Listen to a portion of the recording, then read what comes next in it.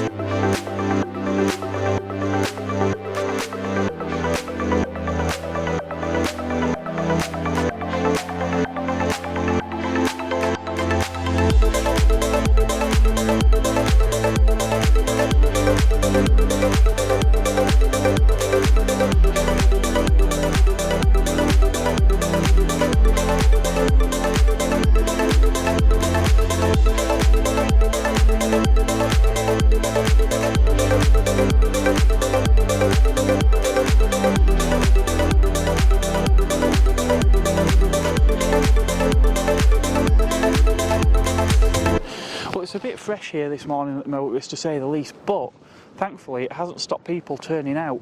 We've already got a nice selection of yellow cars out here, and they look absolutely fantastic in the sun. I'm aware that this it's a bit windy, so audio's probably not great. Also, this camera does seem to overexpose somewhat. I'm still figuring out how this works properly, so it's making me look a little more vampire-like than I do usually. So we're filling up with cars in here now at the Motorist. They've obviously, some are yellow and some that are not. To start off here, we've got a one of two Mark III Megane RS models. Next to that, we have a Mustang 5-litre convertible. We've got the contrasting black Viper stripes. Keep your foot on it and then push the same start button again. Good button you pressed before, Joe. I saw this car come in, it sounds immense, as you might well imagine. No, hold the finger on it. No, it's not quite pressed before, but on the floor. Okay, Joe, why don't we do it this way? Yeah, no, it's definitely there.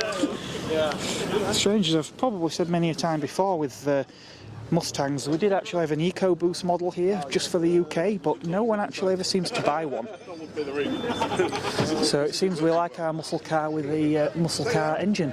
Of course, not all the Fords are 5-litre V8s. This somewhat paler yellow Ford is a Ford EcoSport. I know it reads EcoSport, but apparently it's pronounced EcoSport. But just to confuse you, the engine is an EcoBoost. Confused? You will be. Oh, and there's the sound of the mighty Mustang. Feel my roar.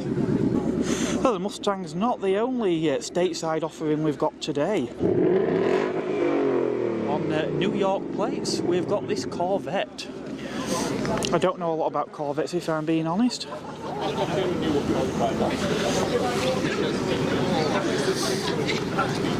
Do quite like the rather interesting gear lever top we've got on there as well. Again, we've got this black and yellow theme going as well. I'm not sure, is that? It looks like we've got a heads-up display in there as well.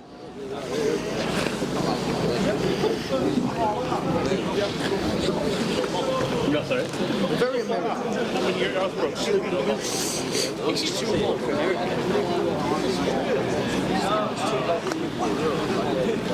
There's some rather interesting decoration on here as well.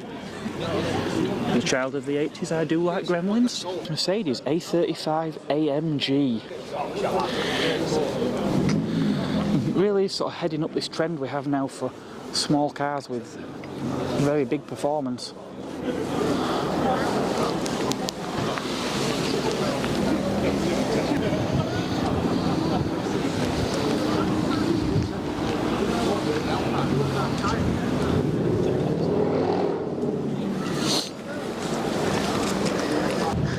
One of the most interesting cars here would have to be this Mark II Ford Escort. Is there anything you want to see more on a Sunday morning than a rally prepared Ford Escort?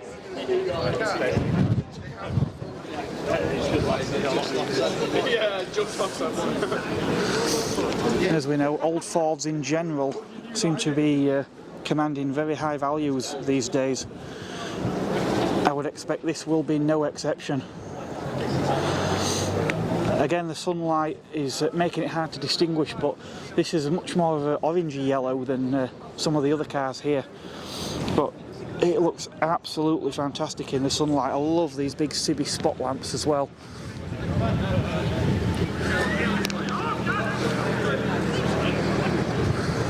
Because of course your retro rally car needs Cibi spotlights. If you do like rally cars, you may wish to check out our Harewood Drivers Club video.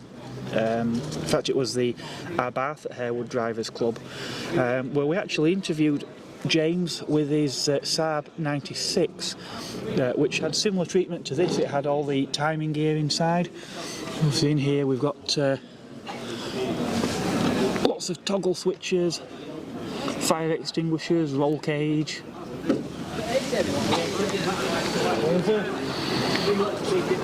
Very cool car. If you like something more modern and preferably German, then Audi TTS maybe.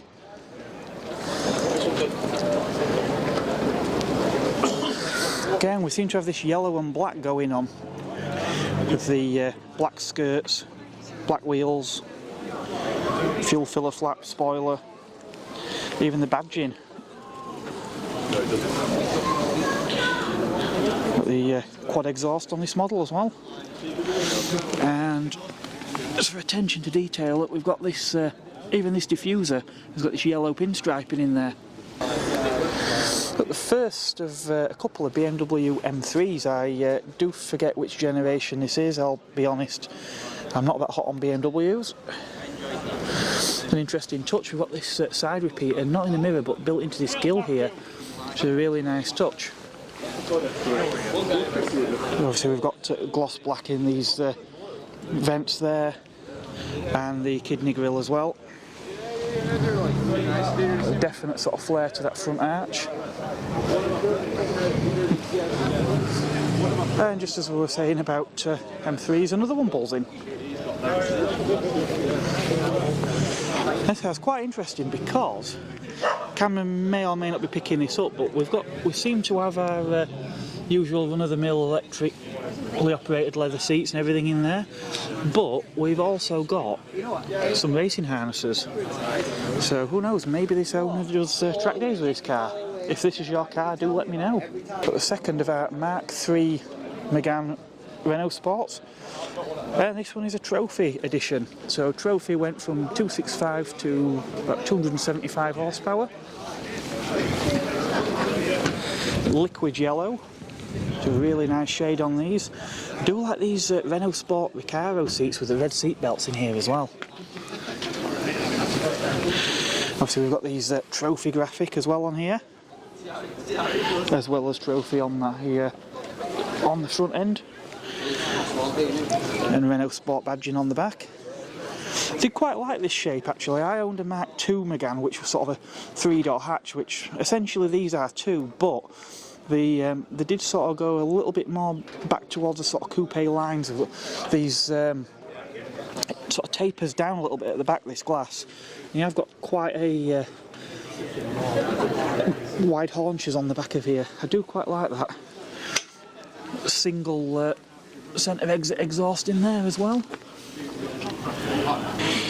BMW E46 M3.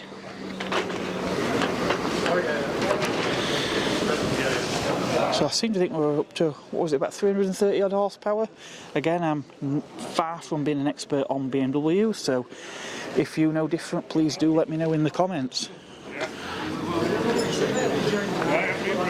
So this one is a manual transmission. Now I know there were some CSL versions of this car, and to what I understand, again I could be wrong, but I think they came with a some sort of automated transmission, and apparently people are now actually having them converted to manual transmission.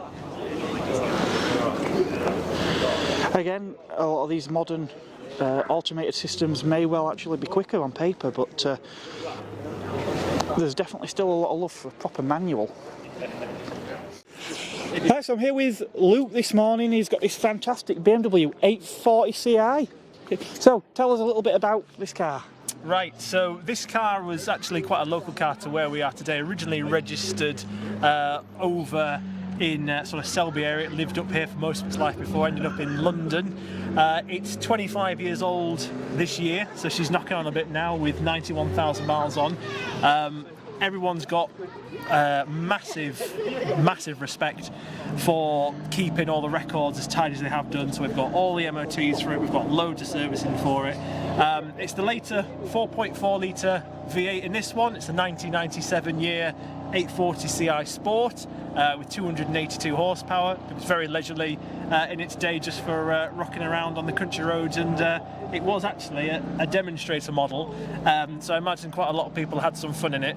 And its ticket price when it was new, I was informed on Friday, was £60,490. So somebody spent quite a lot of money on this when it was new. Yeah, I can believe it. I mean, I do remember seeing one in a showroom, and it being, I think it was something like 69,995 or something like that.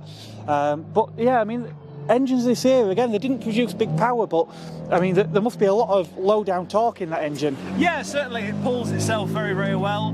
There's a lot of torque in it. It'll burble around quite happily between 1500 and 2000 revs. It'll accelerate quite nicely. It doesn't need to go quick. It certainly can, because it's got the Steptronic 5-speed box. You can knock it across into a manual mode if you wanted to be a bit of a hooligan with it, but it's mostly just designed just to cruise around, and it does that job beautifully. Something else that makes these automatically cool is we've got pop-up headlights. Yes. Which I will be wanting to see working later. Not a problem. And being that it's German, we're not going to have a problem. They're definitely going to work. They're both going to come up together in time. They certainly will. Yeah, I've tested them. I've been admiring, actually. Again, we've got a lot of that sort of 90s technology. We've got this fantastic sort of stack in the middle with this cassette with Dolby. We've got a CD changer in the boot as well. It's only thing we're missing. I didn't see a car phone in there. Yeah, interestingly, that this one doesn't have one. So the executives that were obviously very busy doing their business at the time opted to not be disturbed while they were driving. Presumably so. This car actually did, well, one of these was in a movie as well. If you recall, Excess Baggage with Alicia Silverstone actually had one of these. I did not know that. So that's a nice bit of information for me to take home. Thank you very much. Definitely worth checking out if you haven't seen Excess Baggage. In terms of daily running, you'll find that, of course, petrol is at a premium and she only wants to run on super unleaded. They'll pull about, this engine can kind of do mid-20s to the gallon. Usually you'll find if you're sort of tootling about in it, you'll do sort of 22, 23 miles to the gallon. If you're pushing it, it will go into the teens. But it's one of those quirks that you have to live with if you're driving a car like this. At least I can say it's not the V12. True. And I imagine the servicing on the V12 is probably pretty horrendous as well. Yeah, I mean, again, it is a pretty quick car, but they are more a cruiser out there. If you want to drive like your hair is on fire, I suppose you'd probably go for a 3 Series. Yeah, so you probably tend to find that these were more geared for cruising about. So at the time where these were made, you could have bought your M5s, you could have bought your M3s, and they were obviously more designed to give you a better, harder driving experience. Whereas these were to go quick in a straight line. They would still handle themselves in corners, of course, because BMW built them with the 50-50 weight distribution, as they did with all their models. But certainly you were in for a kind of a more leisurely experience in an 8 Series more than anything else. It was about status in the times where these cars were made more than anything else, and certainly that's still true today, I think, in that even though it's knocking on for 25 years old, even in a lineup of stunning cars that we've got here, it still draws a lot of attention to itself. Yeah, they're definitely, like you say, with status. I mean, it was BMW's flagship car, and even someone like myself, who generally, I haven't been that fussed by BMWs, but these look brilliant. I mean, they're pillarless as well, aren't they? They are pillarless. So it's pillarless, pop-up lights, you've got these box arches.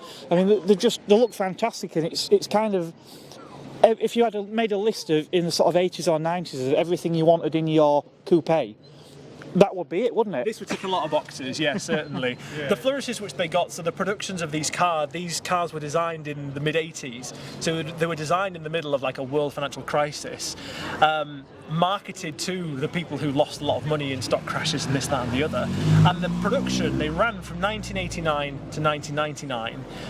In the V12 was the ones which came out first. You could get a 4-litre V8 all the way up to 1995, and then they took the revision and took the 4.4 in.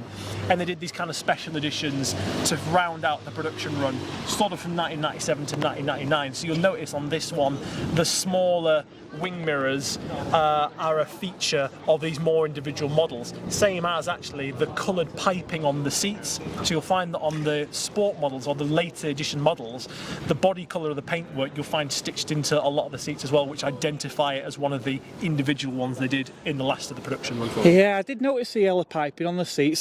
That's something sort of very late 90s, early 2000s. A lot of manufacturers were doing, starting to put body coloured inserts onto interior trim and things. Yeah. Well, it's been fantastic having a look around this one today and chatting with you, so thanks very much. No, it's been great. Thank you very much for having me. Cheers. My very own yellow car here today, the Mark 1 Megane Coupe 1.6e Fiji. Now, interestingly, in about a week's time, I turn 40, and it'll be exactly 25 years to the day since this car was assembled.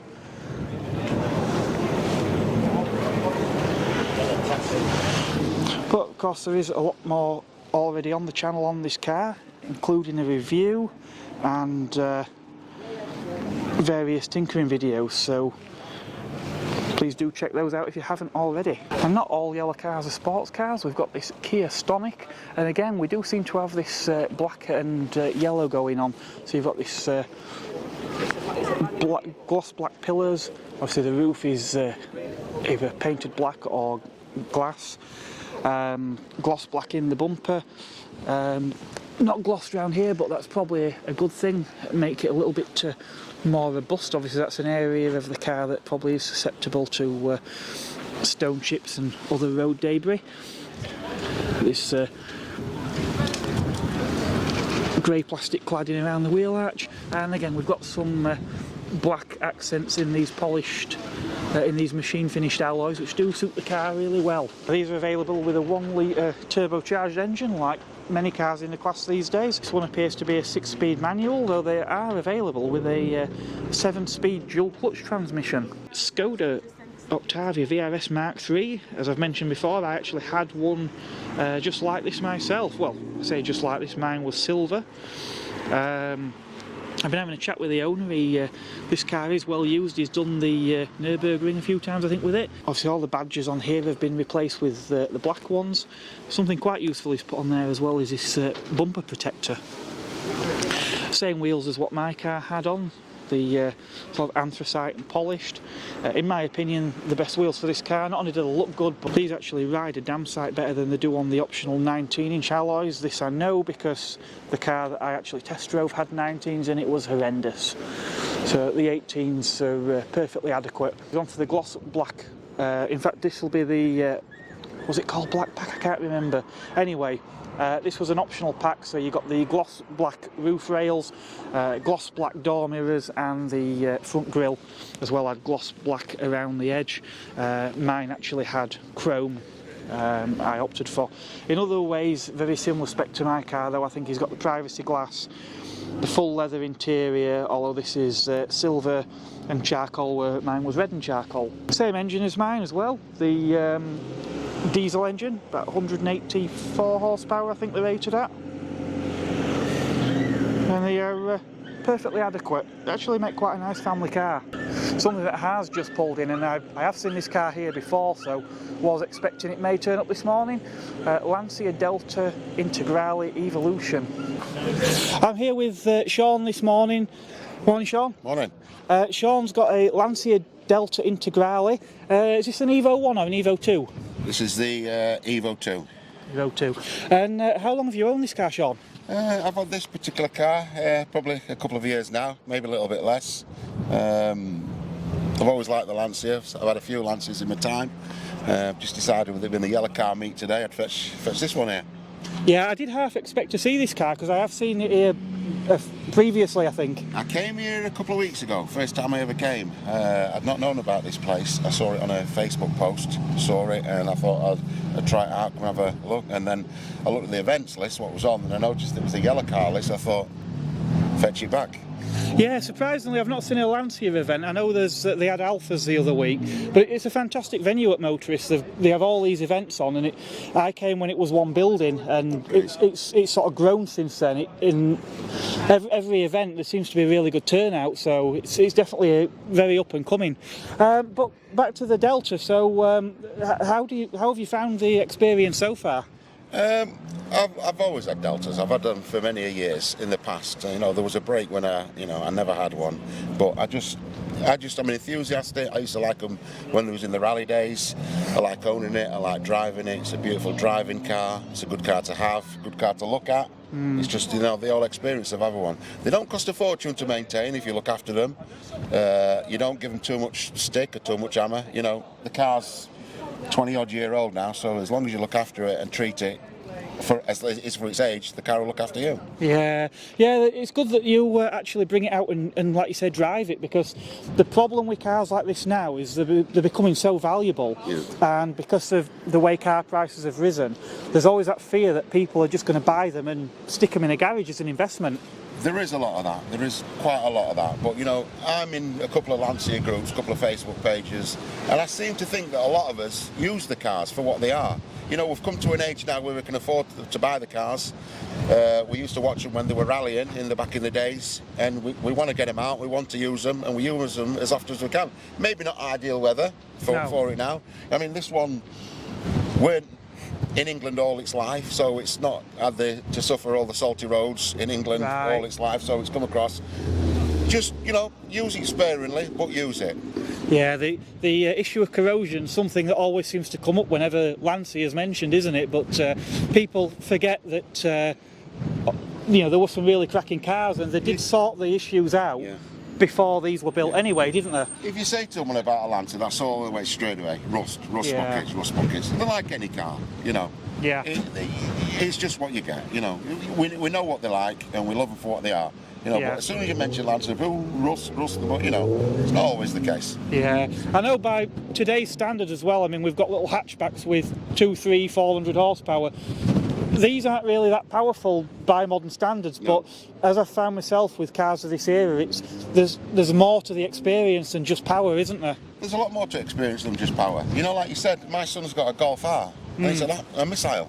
Yeah. This Delta couldn't live with it. No. It's just, but then, you know, then you've got the problems of corners. Where the Golf comes to corners, this doesn't bother with them, you know. Yeah. He just goes round them like nobody's business. You know, there's a lot of cars nowadays that are a lot more performance, like you said, but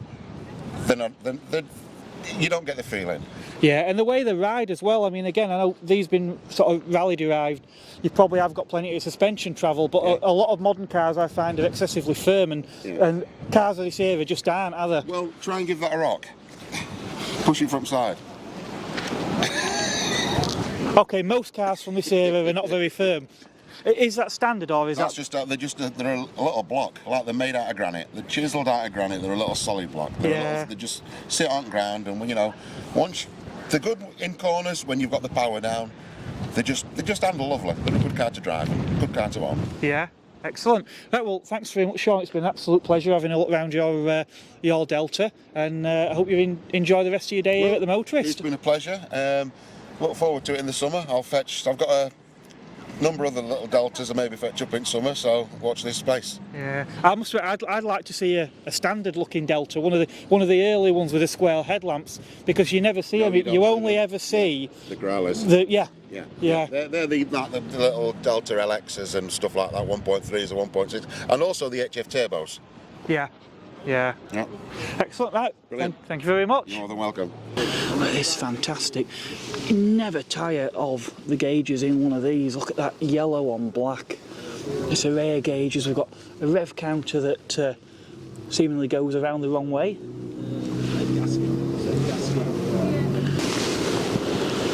Oh, there's got to be a story behind that. We've got some signatures on the dashboard there.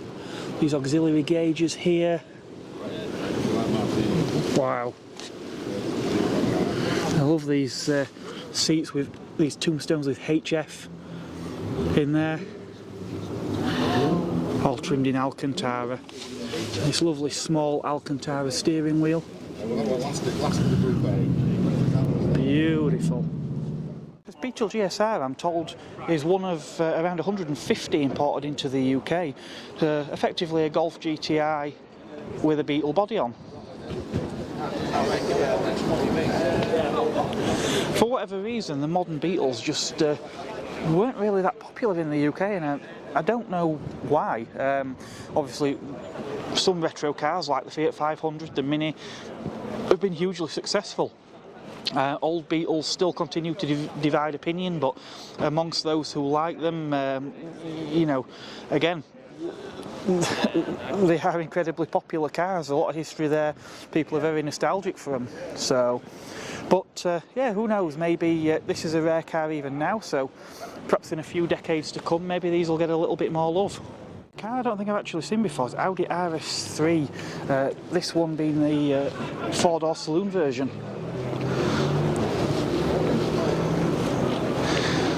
This huge grille on the front, all in gloss black.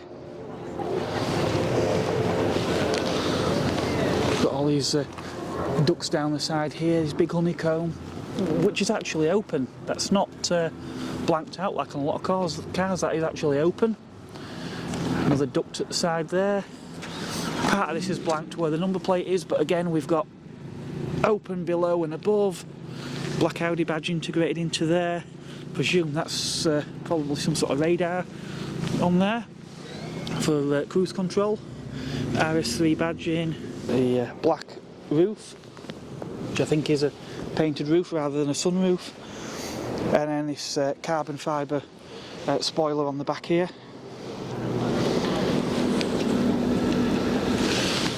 But yeah, the ones on the back are imitation, they're solid. Something that does look very real though is these big oval exhausts on the back. 19-inch Pirelli P0s on there too. Oh, Porche Cayman.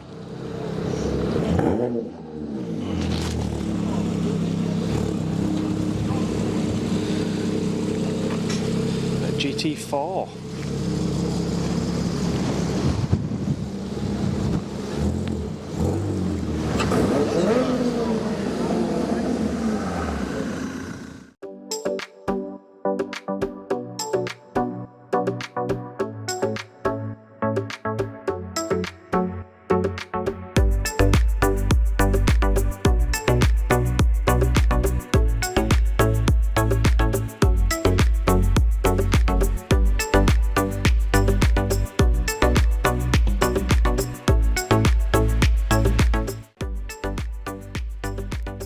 Well, the weather's caught up with us here at the Motorist. It's definitely raining now and a lot of cars are departing.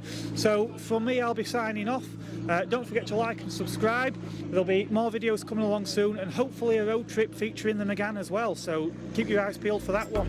From me, it's goodbye for now.